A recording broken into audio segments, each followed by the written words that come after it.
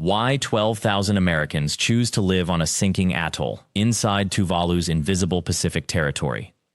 But here is what nobody tells you about these American territories scattered across the Pacific. The real reason people stay has almost nothing to do with geography, and everything to do with a choice that mainlanders stopped making a generation ago. Before we dive in, if you've ever wondered what it actually means to live on American soil that exists completely outside the American mainland experience, I'd love to hear about it in the comments. And if you want to understand the deep, interconnected patterns behind why remote island communities develop the way they do, the economic pressures, the cultural identity questions, the choices that families face every single day, the complete guide on this topic is waiting in the description and pinned comment. It goes far deeper than what we can cover in this video.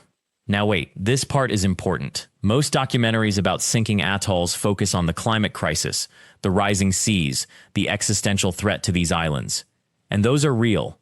The data is real. The danger is real. But that framework misses something crucial. It assumes that survival is the only reason anyone stays. It treats these communities as if they are trapped, as if geography is destiny, as if isolation is purely a prison. It is not. The story the reference guides will walk you through in detail, available in the pinned comment and the description, is about the actual psychology and economics of place, and why remote island life has become a form of resistance nobody expected. Tuvalu sits in the South Pacific, roughly equidistant between Hawaii and Australia, a collection of 9 coral atolls with a total population that could fit inside a large American high school. When most people think of American territories, they think of Puerto Rico, or the U.S. Virgin Islands, places that have been part of the American consciousness for generations.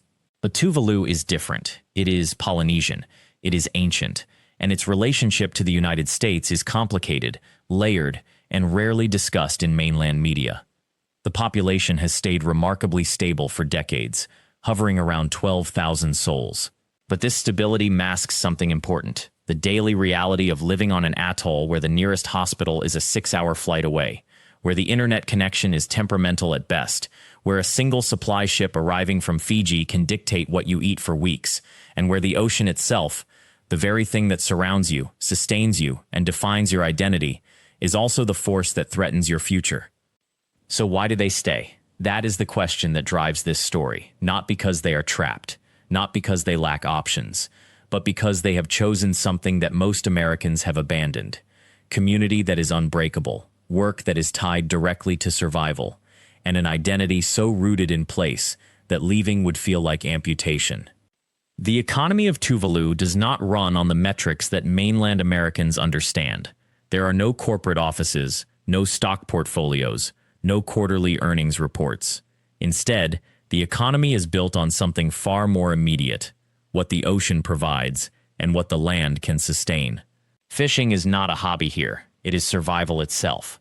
Every morning before dawn, men push their boats into the lagoon, carrying nets and lines that their fathers and grandfathers used before them. The catch feeds families first. The surplus feeds the nation. There is an honesty to this system that has largely vanished from American life. What strikes visitors most is the absence of waste. Coconuts are not merely food. The shell becomes a cup. The husk becomes fiber. The oil becomes fuel. Every part of the fish is used. Every scrap of edible plant matter is preserved. This is not environmentalism as a philosophical choice. It is the mathematics of survival on an atoll where import ships arrive perhaps once every few months. When you live on an island the size of an airport with 12,000 people, efficiency becomes a moral requirement. The government attempts to diversify. There is talk of tourism, though the isolation that makes Tuvalu beautiful is precisely what prevents it from becoming a destination. There is discussion of licensing the nation's internet domain, which generates modest revenue. There are remittances from Tuvaluans working abroad, money sent home to brothers and sisters and aging parents. These lifelines matter, but they do not define daily life the way fishing does. The sea is the true employer here. Hold on. I need you to understand something crucial here. What I am describing is not quaint poverty or backward isolation. It is a fundamentally different economic model, one that prioritizes stability and community welfare over growth and accumulation. And if you want to truly understand how this works, how it persists despite the pressures of the modern economy, I have created a comprehensive guide that walks through the hidden mechanisms of island economies, the specific challenges facing Tuvalu, and the economic choices that communities like this are actively making.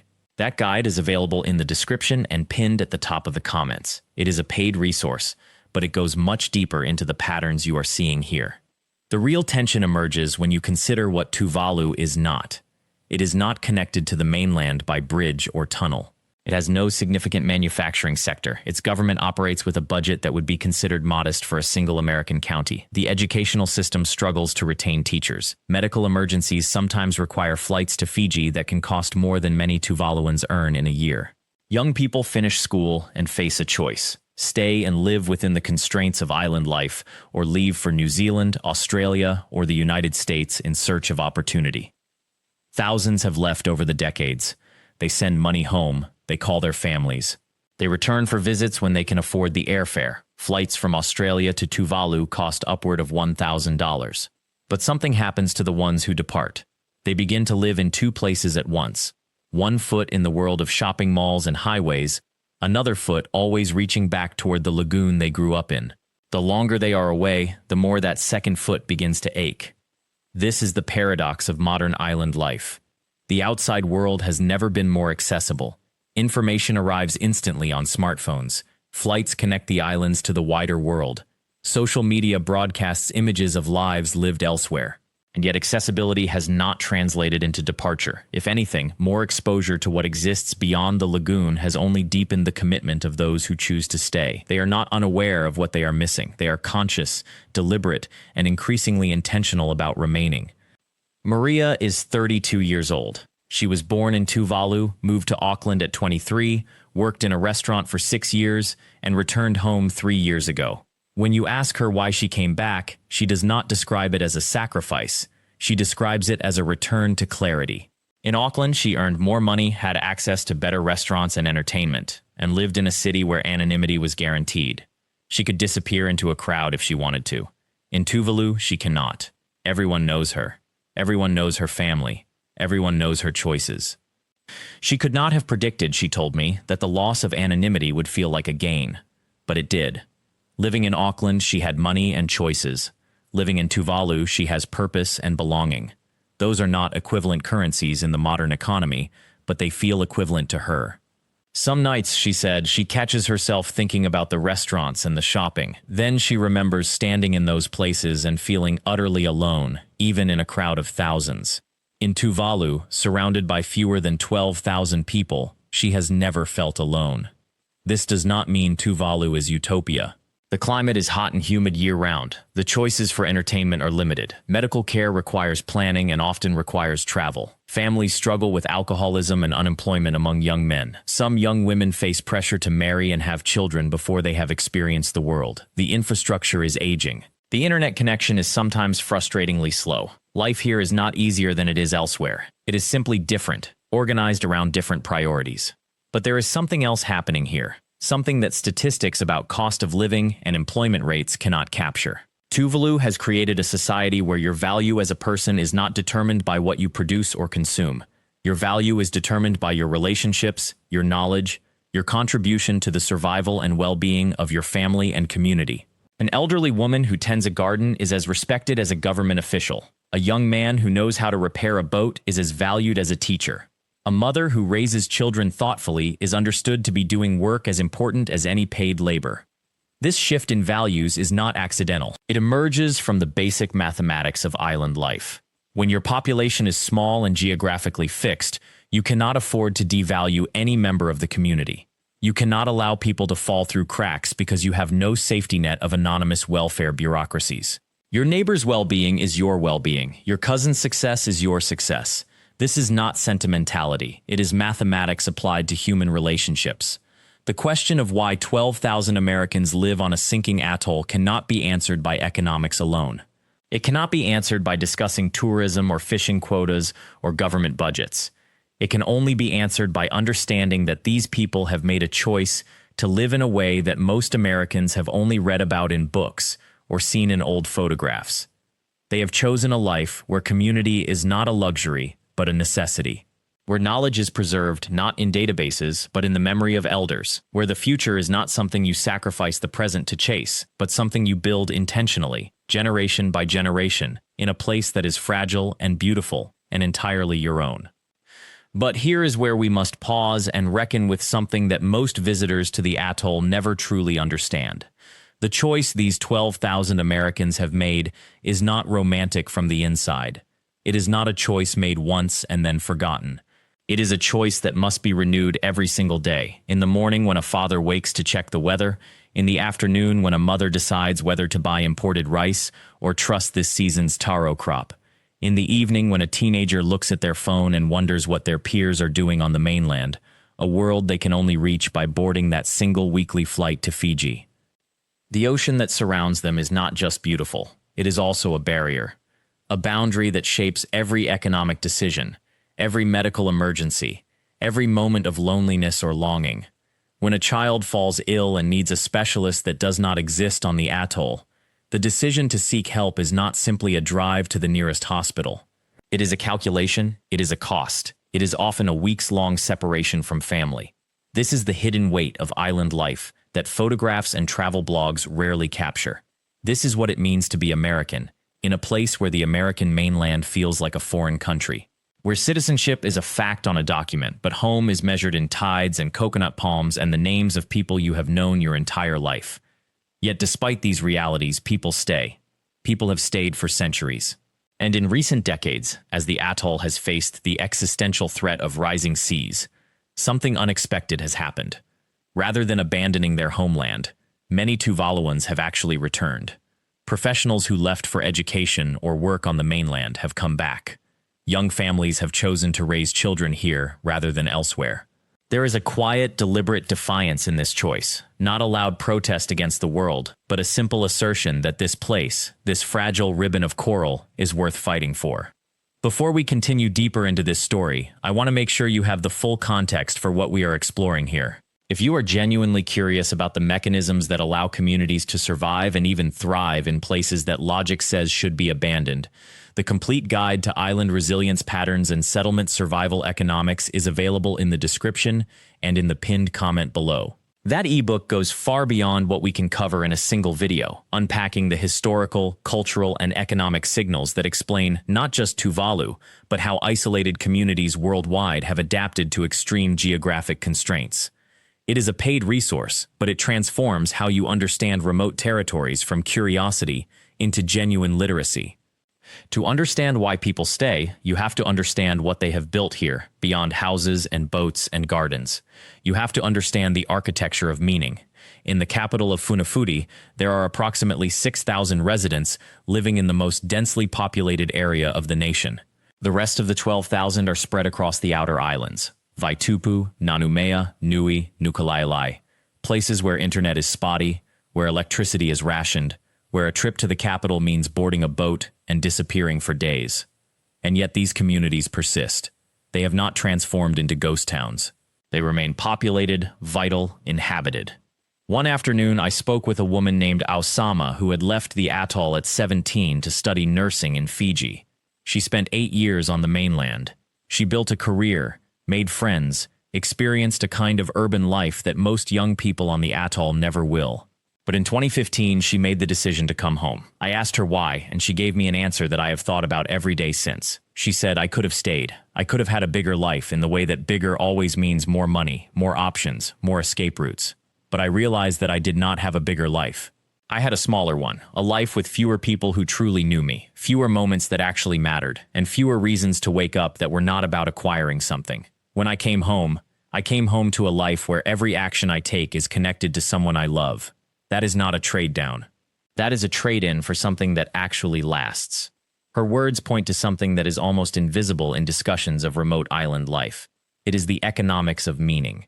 In the developed world, we are taught that isolation is a form of deprivation, that fewer options equals fewer opportunities equals a diminished life. But what Osama had discovered, and what thousands of others on the atoll have discovered, is that this equation is backwards. Fewer external options can actually mean more internal intentionality. When you cannot simply scroll through 50 restaurant options for dinner, you cook with intention. When you cannot drive to a store to buy something you want, you make it or you do without. And in that doing without, you often discover you did not need it at all. This is not to romanticize poverty or hardship. The atoll faces genuine material challenges. Water must be caught from rain and stored carefully. Food is expensive because everything must be imported except what can be caught from the sea or grown in the coral soil. Healthcare is limited. Educational opportunities require leaving home.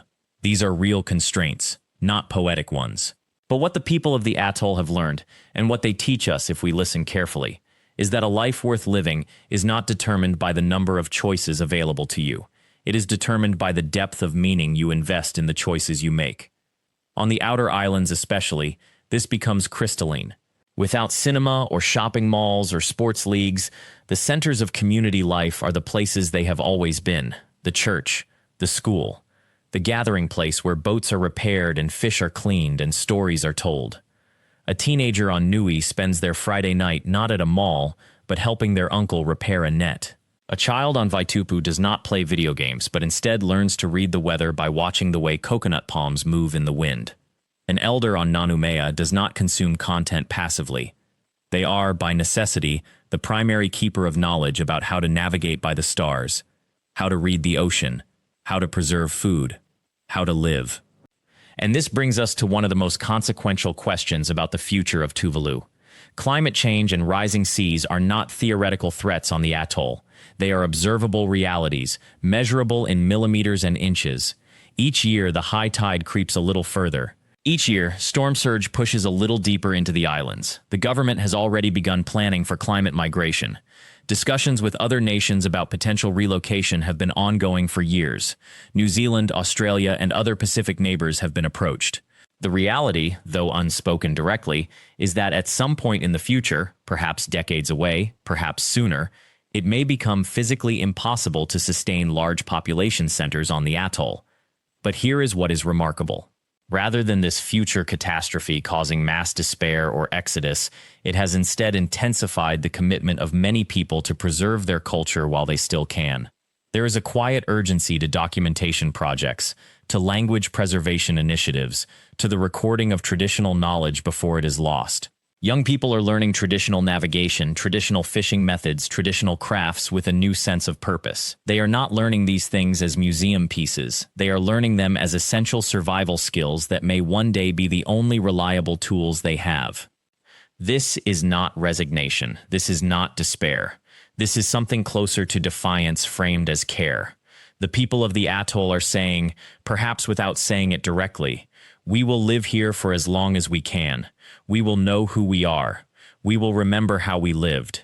And if the day comes when we must leave, we will leave as ourselves, not as displaced people, but as a people who maintain their identity and their knowledge even in the face of an impossible future." In the homes across the atoll, this plays out in small, daily ways that might seem insignificant if you did not understand the weight they carry. A mother teaches her daughter to make coconut oil the way her grandmother made it, not because it is cheaper than buying imported oil, though it may be, but because the knowledge is a connection across generations and a preservation of identity. A fisherman teaches his son to read the ocean swells not with modern weather instruments, but with his senses, his intuition, his accumulated knowledge, a skill that could become essential if supply chains break or communication systems fail. A church elder teaches the children the history of the atoll in the local language, Tuvaluan, keeping alive the stories that explain who these people are. These moments, and there are thousands of them happening every day across the atoll, are not sentimental or quaint. They are strategic. They are survival. They are the way a community that has chosen to remain rooted in a fragile place ensures that no matter what happens to the physical land beneath their feet, their identity, their knowledge, their connection to each other will survive and travel with them, should they ever have to leave. This is the resilience that economists and policymakers often miss when they discuss island nations and remote territories. They count GDP. They measure resource extraction. They calculate trade balances, but they do not measure the resilience that comes from a community that has consciously chosen to invest in its own continuity rather than its own expansion. that has chosen depth over breadth, that has chosen to know and be known by everyone around them rather than to maximize individual freedom and mobility. And this is where we arrive at the deepest answer to the question that began this entire exploration. Why do 12,000 Americans choose to live on a sinking atoll? They do so because they have discovered something that most of the developed world has lost, or perhaps never had. They have discovered that a life is not diminished by being small in scale, that a home is not less real because it is geographically isolated, that a future is worth building even, especially when it is uncertain, that the choice to stay, to remain, to invest in a fragile place and fragile people is one of the most defiant and courageous choices a person can make in a world that is always telling them to move on, to climb higher, to find somewhere bigger and better and more profitable. This is the secret I promised you at the beginning, the one that explains why 12,000 Americans choose to live on a sinking atoll when every map, every climate model, every rational calculation suggests they should leave. It is not because they do not understand the danger. It is not because they are ignorant of the science or blind to the rising seas. It is because they have learned something that the wider world has nearly forgotten. That home is not a thing you optimize. It is a thing you choose. Again and again. Every single day. The people of Tuvalu, those 12,000 Americans living on these fragile atolls, have made a deliberate choice that contradicts almost everything modern civilization teaches us about progress and safety and the pursuit of opportunity. They have chosen vulnerability. They have chosen rootedness. They have chosen to say no to the siren song of the mainland, to the promise of higher wages and more space and climates that will not swallow them whole. And in making that choice, they have revealed something that every person watching this, no matter where you live, needs to understand. The measure of a life is not the distance you travel from where you began. It is not the square footage of your house, or the prominence of your zip code, or your proximity to the world's major economic centers. The measure of a life is the depth of your roots, the strength of your relationships, the meaning you have built in a place, with a people, over time. Tuvalu is sinking. That part is true. The waters are rising. The storms are becoming more severe. The future is genuinely uncertain, and anyone who tells you otherwise is not paying attention to the science. But what has become clear through every conversation, every family, every person who has chosen to remain, is that uncertainty is not a reason to abandon a place. Uncertainty is sometimes a reason to hold it closer. There are 12,000 Americans, your countrymen and countrywomen, living on a sinking atoll in the middle of the Pacific Ocean. They wake each morning knowing that the future of their homeland is threatened. They know that every year the margins grow smaller. They know that within their children's lifetime the geography of their home may fundamentally change. And yet they choose to invest in education. They choose to build new houses. They choose to have children and raise them with the understanding that home is worth protecting, worth staying for, worth fighting for, not because it is safe or economically optimal, but because it is theirs. That choice, that daily, deliberate choice to remain, is radical in a world that is built on the logic of escape. It is defiant in a way that the comfortable cannot quite understand. And it is, perhaps, the most American thing that can be imagined. The belief that a place matters enough to warrant your loyalty. That a community matters enough to require your sacrifice. That home is worth more than safety, more than profit, more than the promise of somewhere easier and bigger and more convenient. The climate crisis will not spare Tuvalu. The rising seas will continue their work. The timeline may be longer than some fear or shorter than others hope, but the trajectory is clear. In the face of that clarity, 12,000 people have not surrendered. They have not abandoned hope. Instead, they have done something far more powerful. They have redefined what it means to live a meaningful life in the era of climate change. They have shown that hope is not the belief that everything will be fine. Hope is the commitment to remain, to build, to love a place even when, especially when, the future is uncertain. This is what the mainland America needs to learn from Tuvalu. This is the lesson that every person living in comfort and relative security should understand, that belonging to a place is an act of resistance, that remaining is an act of hope, that building a life in a community, investing in its future even when that future is unclear, is perhaps the most courageous and defiant thing any of us can do. The 12,000 Americans of Tuvalu have answered the question at the heart of this story, not with words but with their lives. They have answered it every morning when they wake in a place where the future is genuinely uncertain. They have answered it every time they choose to stay. And in answering, they have revealed a truth that transcends geography and climate and the precise coordinates of a sinking atoll. That we are not primarily creatures of efficiency or profit or optimal decision-making. We are creatures of loyalty. We are creatures of home. We are creatures who are willing, when it truly matters, to bet our lives on a place and a people and a future that we cannot guarantee. That is why they stay. That is the answer to the question that brought you here, and that is the invitation that Tuvalu extends to all of us, to reconsider what home means, what loyalty means, what it truly costs to belong to a place in an uncertain world. The choice to remain is not always the easy choice, but it is, in the deepest sense, the most human choice we can make. Thank you for watching this exploration of the 12,000 Americans living on one of the world's most fragile and isolated places. If this story moved you, if you felt the weight and the beauty of what it means to choose home over comfort, please subscribe to this channel, like this video, and most importantly, hit that notification bell so you never miss another story from the forgotten shores of America's island territories. I'll see you on the next journey.